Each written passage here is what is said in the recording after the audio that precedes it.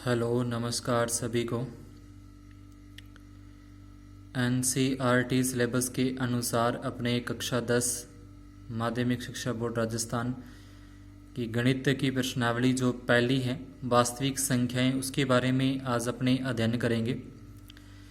वास्तविक संख्याएं क्या होती हैं, इसको आगे कितने भागों में बांटा गया है, क्या इनकी परिभाषाएं हैं, कौन कौन सी संख्याओं का ये समूह होता है, उसके बारे में अपनी अध्ययन करेंगे आज की क्लास में। वास्तविक संख्याएं या इसको रियल नंबर बोलते हैं।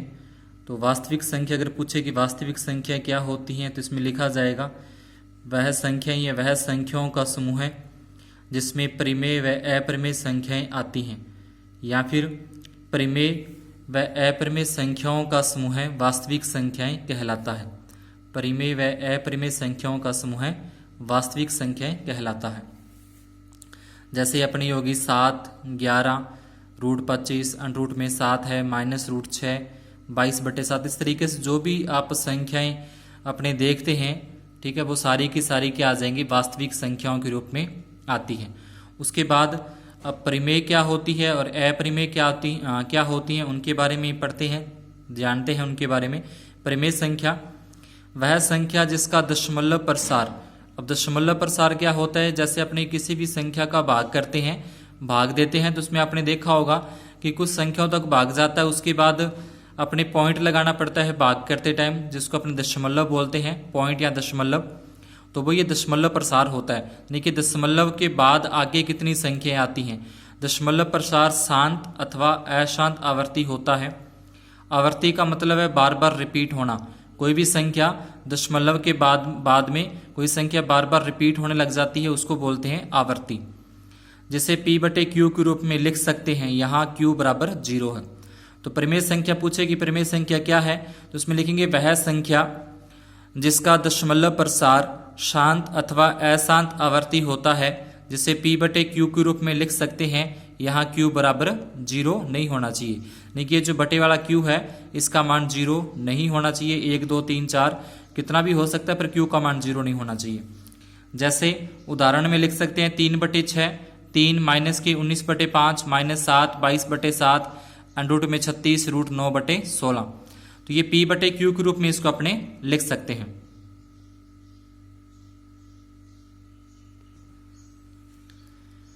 वह संख्या जिसका दशमलव प्रसार शांत अथवा अशांत आवर्ती होता है, जिसे P/Q के रूप में लिख सकते हैं। यहाँ Q बराबर 0, जैसे ये उदाहरण हो गए इसके। P/Q का मतलब P का मान भी कुछ ना कुछ होगा, Q का मान, ये जैसे P का मान हो गया, ये Q का मान हो गया, इसके बटे में कुछ नहीं है, तो इसके बटे में अपने 1 लगा सकते हैं। ठीक है, इसके बटे में 1 लगा सकते हैं। P का मान 1, P का मान 3, Q का मान 1, फिर P का मान हो जाएगा -19, Q का मान 5। इस तरीके सारे के सारे आ जाएंगे। जिसके बटे में कुछ नहीं लगा, उसके बटे में अपने 1 लगा सकते हैं। उसके बाद आता है अपरिमेय संख्या कौन सी होती है, तो वह संख्या जिसका दशमलव प्रसार अशांत तथा अनावर्ती होता है। अब अनावर्ती क्या होता है कि दशमलव के बाद की जो संख्या है वो भाग कभी खत्म होने का नाम ही नहीं लेता। जैसे अपने दशमलव लगा के उसके बाद जैसे कोई संख्या 1, 2, 3, 4, ठीक है, फिर 1, 5, 6, फिर 2, 3, इस तरीके से चलती रहती हैं बार बार। ना तो कोई संख्या दोबारा रिपीट होती है, ना कोई भाग वो कभी खत्म होता है। तो वो दशमलव के बाद संख्याएं चलती रहती हैं, कभी खत्म नहीं होती, उसको बोलते हैं अनावर्ती होता है। जैसे √3 का मान कोई फिक्स मान नहीं होता, ठीक है। √5 का मान भी पाई का मान अपने लिखते हैं 3.14 अपने होता है, लेकिन ये काफी लंबा चलता है, पाई का मान कभी खत्म नहीं होता। तो ये सारे के सारे अपरिमेय संख्या के अंदर आते हैं। अब परिमेय संख्या क्या है, परिमेय संख्या तो जैसे अपने 3 में 6 का भाग देंगे, 3 एकम 3, 3 दूनी 6 कट जाएगा, 1/2 आगे भाग देंगे तो 0.5, यानी कि पॉइंट खत्म हो गया। ठीक है, तो ये तो हो गया शांत। अशांत आवर्ती का मतलब कि भाग लंबा जा रहा है, लेकिन क्या होता है कि संख्याएं पॉइंट के बाद वाली संख्या रिपीट होना शुरू हो जाती हैं। जैसे अपने 10 में 3 का भाग दें तो ये क्या आएगा, 3.33333 ऐसे चलेगा। तो ये क्या हो रही है, संख्या बार बार रिपीट हो रही है। ठीक है, भाग तो कभी खत्म नहीं होगा, लेकिन संख्या क्या होने लगी, रिपीट होने लगी। तो इसको क्या बोलते हैं, आवर्ती, यानी कि बार बार संख्या आने लगी, उसको बोलते हैं आवर्ती। और अनावर्ती का मतलब जो संख्या पॉइंट के बाद, दशमलव के बाद काफी सारी आ रही है, लेकिन वो कभी भी रिपीट दोबारा पुनरावृत्ति उनकी नहीं हो रही, तो उनको बोलते हैं अनावर्ती। उसके बाद शांत क्या होता है और अशांत क्या होता है, उसके बारे में। दशमलव के बाद अंक ज्यादा ना हो, ठीक है। दशमलव के बाद जैसे अपने ये देखें दशमलव के बाद संख्या क्या हो, दशमलव के बाद ज्यादा ना हो। जैसे 8 में 5 का भाग देंगे तो ये 1.6, 4 में 5 का भाग देंगे 0.8। तो इसमें क्या है कि दशमलव के बाद जो संख्या आती हैं वो क्या ना हो, ज्यादा ना हो। ठीक है, जब दशमलव के बाद 4-5 संख्या ही आए बस, तो वो तो होती हैं शांत। ठीक है, और उसके बाद अशांत का मतलब दशमलव के बाद ज्यादा अंक आए परंतु उनकी आवृत्ति बार बार हो। यानी कि दशमलव के बाद जैसे ये देखो कि ये दशमलव के बाद क्या है, अंक ज्यादा आ रहे हैं लेकिन क्या होने लग गया, जैसे यहाँ पे 4-2, तो यहाँ से वापिस आगे स्टार्ट हो जाएगा यहाँ पे 8-5-7, फिर 4-2, 8-5-7, फिर 4-2, इस तरीके से वही संख्या बार बार रिपीट होने लग जाती हैं, तो वो होता है अशांत। जैसे 22 में 7 का भाग दें तो इस तरीके से 7 का भाग आप दे के देखोगे तो दशमलव के बाद ये संख्या आती है, और यहाँ पे 1-4 आ गया तो 1-4 के बाद फिर 2, 8, 5, 7, 1-4, फिर 2, इस तरीके से बार बार रिपीट होने लग जाती हैं। तो ये क्या होता है, अशांत आवर्ती। आवर्ती का मतलब वही संख्या दोबारा रिपीट होने लग जाती हैं, और अनावर्ती का मतलब होता है कि संख्या रिपीट नहीं होती। दशमलव के बाद संख्याएं काफी सारी आती हैं लेकिन वो एक जैसी नहीं आती, वो बार बार वो संख्याएं रिपीट नहीं होती। उसके बाद पूर्णांक है, शून्य, प्राकृतक संख्या में ऋणात्मक होते हैं, वो क्या आते हैं, प्राकृतक संख्या के समूह होते हैं। यानी कि शून्य का मतलब समझ गए 0, प्राकृतक संख्या क्या होती है, जो 1 से शुरू होती हैं, जो 1 से शुरू होती है उसको क्या बोलते हैं, प्राकृतक संख्या बोलते हैं। 1, 2, 3, 4, 5 आगे जहां तक आप लेके जाओ वो होती है प्राकृतक संख्या। ऋणात्मक मतलब जो माइनस वाली संख्या, जिसके आगे जैसे माइनस का निशान लगा होता है, ये क्या होती है, ऋणात्मक संख्या। तो इन सभी संख्याओं का जो समूह होता है जिसके अंदर 0 मिली हुई, शून्य मिला हुआ हो, प्राकृतक संख्या मिली हुई हो और ऋणात्मक संख्या भी मिली हुई हो, वो क्या कहते हैं, पूर्णांक कहलाते हैं। जैसे 3, 5, 8 ये तो क्या होंगे, धनात्मक होंगे, इसको धनात्मक बोल लें या फिर इनको प्राकृतक बोल लें। इसको धनात्मक भी कह सकते हैं और प्राकृतक भी कह सकते हैं। और ये अपना शून्य हो गया, ये क्या हो गए, ऋणात्मक। इन सभी संख्याओं का जो समूह होता है, सेट होता है, उसको अपने बोलते हैं पूर्णांक। अब इसमें सम आते हैं, इसमें विषम आते हैं। तो सम के बारे में तो आपको पता ही है कि जिसमें 2 का भाग पूरा पूरा जाता है वो सम, जिसमें 2 का भाग पूरा पूरा नहीं जाता वो होती है विषम। उसके बाद भाज्य, तो वह संख्या जिसके 2 से ज्यादा गुणनखंड होते हों, जिसके 2 से ज्यादा गुणनखंड होते हैं वो क्या होगा, भाज्य होगा। जैसे यूं कह लें कि ऐसे संख्या जिनमें खुद जो संख्या है उसका भाग भी जाए और उसके अलावा अन्य संख्याओं का भाग भी जाए, वो होते हैं भाज्य। जैसे 4 में 4 का भाग जाता है तो 4 में 2 का भाग भी जाता है। 6 में 6 का भाग जाएगा तो 6 में 2 का भाग भी जाता है, 3 का भाग भी जाता है। 8 में 8 का भाग तो जाता ही है, 1 का भाग भी जाता है, साथ में इसमें क्या जाएगा, 2 का भाग भी जाएगा और 4 का भाग भी जाएगा। यानी कि ऐसी संख्या जिनमें खुद का भाग जाए, 1 का भाग जाए और संख्याओं का भाग भी जाए, वो भाज्य होती है। उसके बाद आता है अभाज्य। तो अभाज्य वह संख्या जिसके 2, 1 व सवयं गुणनखंड होते हैं। जैसे आपने देखा 2, तो 2 में 1 तो 1 का भाग जाता है और 1 2 का ही जाता है और किसी का नहीं जाता, तो अभाज्य। 3 में 3 का भाग जाता है या 1 का भाग जाता है और किसी का नहीं जाता, तो अभाज्य। इसी प्रकार से 5 में 5 का भाग जाता है और 1 का जाता है, इसलिए अभाज्य। 13 में देख लो, 13 में 13 के भाग जाएगा और 1 का भाग जाएगा और किसी संख्या का भाग नहीं जाएगा, तो ये अभाज्य। तो अभाज्य समझ गए होंगे, भाज्य भी समझ में आ गई होगी। इसके उदाहरण देखें, जैसे 6 क्या है, 6 एक भाज्य है। इसके गुणनखंड करें तो इसके गुणनखंड देखिए, यहाँ पे लिखे क्या हो गए, 2 से ज्यादा गुणनखंड हो रहे हैं ना, 1 2 3, 2 से ज्यादा गुणनखंड हो रहे हैं तो भाज्य है। यहाँ पे 7 के गुणनखंड किए तो सिर्फ 2 ही गुणनखंड हो रहे हैं, तो ये क्या है, अभाज्य। यानी कि जो संख्या अपने को दे रखी है पूछे कि अभाज्य है या भाज्य है, तो उसके इस तरीके से गुणनखंड करके देख लो। अगर गुणनखंड 2 से ज्यादा हो जाए तो भाज्य, अगर गुणनखंड 2 पूरे 2 ही हो तो वो क्या होगा, अभाज्य होगा।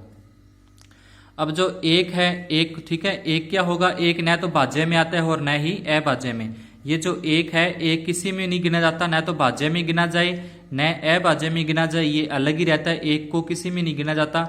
अगर आपसे पूछे कि 1 भाज्य है कि अभाज्य है, तो लिख दोगे 1 न तो भाज्य है और न ही अभाज्य है। उसके बाद आता है लघुत्तम समावर्तक, ठीक है, जिसको आप लैसा बोलते हो, जिसको अपने एलसीएम बोलते हैं। तो संख्याओं के छोटे छोटे सार्वगुणज, संख्याओं के छोटे छोटे सार्वगुणज क्या होते हैं, लघुत्तम समावर्तक होते हैं। यानी कि छोटी छोटी, सबसे छोटी जो गुणनखंड होंगे उनका जो सार्वगुणज होगा उसको लघुत्तम, और महत्व का मतलब जो बड़े से बड़ा सार्वगुणज होगा वो क्या अपना महत्व समावर्तक, जिसको मैस बोलते हैं, जिसको एचसीएफ बोलते हैं, वो अपना महत्व समावर्तक, और ये एलसीएम अपना लघुत्तम। इसमें छोटे छोटे सार्वगुणज होंगे और इसमें बड़े से बड़े सार्वगुणज होते हैं। उसके बाद अपने जो पहली प्रश्नावली का मेन अपना टॉपिक है, पॉइंट है, ये तो अपना थोड़ा सा बेसिक था ताकि आपको पता लगे कि परिमेय वास्तविक संख्या क्या है, परिमेय संख्या, अपरिमेय संख्या, शांत क्या है, अशांत क्या है, आवर्ती अनावर्ती, पूर्णांक क्या होते हैं, सम विषम, भाज्य अभाज्य, लघुत्तम महत्तम। तो इनके बारे में अपने आगे पूरे विस्तार से आगे प्रश्न जो है इसके प्रश्न करेंगे, तो इसलिए मैंने इसको बता दिया अच्छे से पहले से ताकि आगे आपको कुछ दिक्कत ना हो सवाल करने में।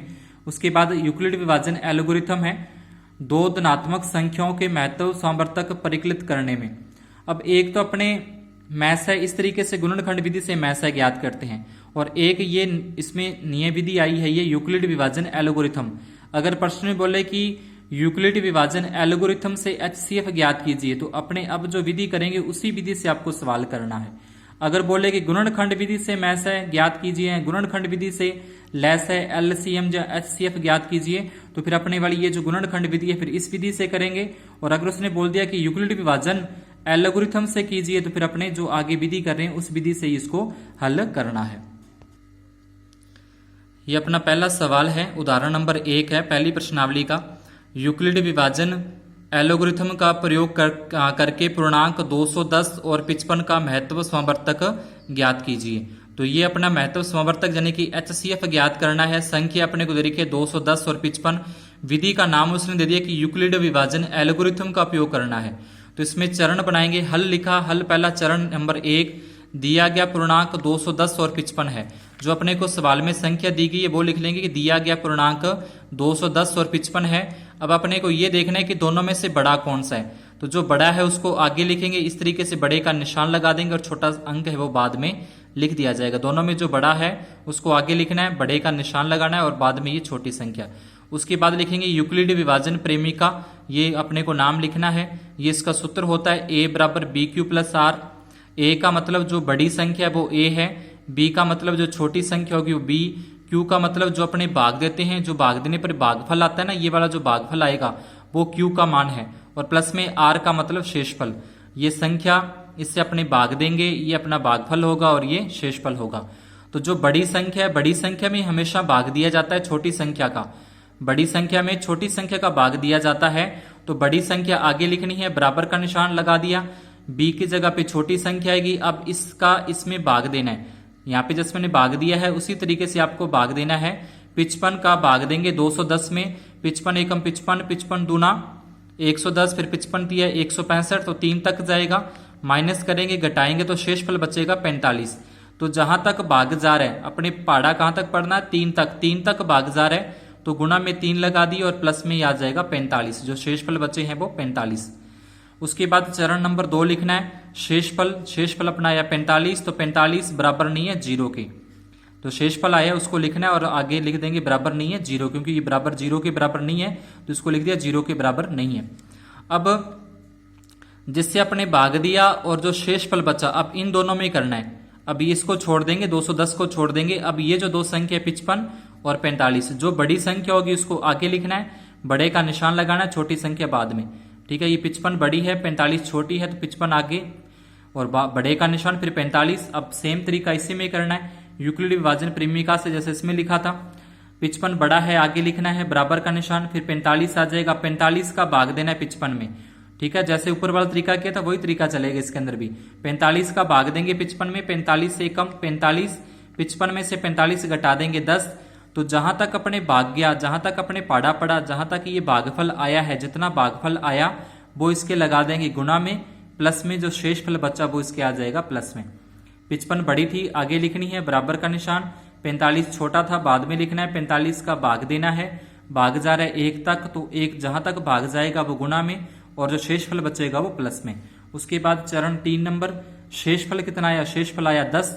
10 किसके बराबर नहीं है, 0 के बराबर नहीं है 10, तो यहाँ पे लिख देंगे 45 बड़ा है 10 से, वो से वहीं से स्टार्ट करेंगे। यह आ जाएगा 45 और यह आ जाएगा 10, यानी कि जो आगे वाली संख्या वो अपने छोड़ते जाएंगे और ये दोनों संख्या अपने आगे लेंगे। 45 बड़ा है, आगे लिखा, 10 छोटा है बाद में, वही तरीका फिर लिख दिया यहाँ पे यूक्लिड विभाजन प्रेमिका से। 45 बड़ा है, इसको आगे लिखना है, बराबर का निशान। 10 छोटा था, छोटी संख्या यहाँ पे लिखेंगे, गुणा में 4 + 5। 4 कैसे आया, जो भाग देने पर जैसे मैंने बताया कि 10 का 45 में भाग देंगे, ये 10 है, इस 10 का 45 में भाग देंगे तो भाग जाएगा 4 तक, 10 चौके 40, ठीक है। शेषफल बचे 5, फिर यहाँ पे लिखेंगे शेषफल 5 बराबर नहीं है 0 के। फिर वही तरीका कि 10 और 5 में जो बड़ा है, 10 और 5 में जो बड़ा है उसको आगे लिखेंगे, ये निशान लगा दिया और ये आ गया 5, ठीक है। फिर वही तरीका यूक्लिड विभाजन परिमीका से 10 बड़े थे इसको आगे लिखा बराबर का निशान, 5 छोटे थे इसको बाद में लिखना है, 5 का भाग देना है 10 में, 5 का भाग देंगे 10 में, 5 दूनी 10, शेषफल कितना आ गया 0, तो बराबर में क्या प्लस में क्या लगा देंगे 0 लगा देंगे शेषफल 0 प्राप्त हो गया है। यानी कि ये तरीका तब तक चलता रहेगा जब तक अपना जो शेषफल है वो लास्ट में 0 नहीं आता। जैसे इसमें शेषफल 45 आया, फिर शेषफल 10 आया, फिर शेषफल 5 आया, फिर शेषफल 0 आया। तो इस तरीके से शेषफल कभी ज्यादा आ सकता है, कभी कम आ सकता है, कैसे भी हो सकता है, पर सवाल अपना तब तक खत्म नहीं होगा जब तक शेषफल 0 नहीं आता, तब तक ये प्रक्रिया ऐसे ही चलती रहेगी। तो शेषफल 0 प्राप्त हो गया है, अतः महत्व समवर्तक 5 है। तो जिसका अपने भाग दिया लास्ट में ये वाला, ये अपना क्या होगा HCF होगा, ये अपना क्या होगा महत्व समवर्तक होगा, ये अपना इस सवाल का उत्तर होगा। तो आज की क्लास में इतना ही, ठीक है। इस टॉपिक को साथ के साथ कॉपी में नोट करते रहो ताकि बाद में कभी जरूरत पड़े तो उसको आप देख सकते हो। चैनल को ज्यादा से ज्यादा शेयर करो, सब्सक्राइब करना नहीं भूलें। धन्यवाद, शुभ दिन।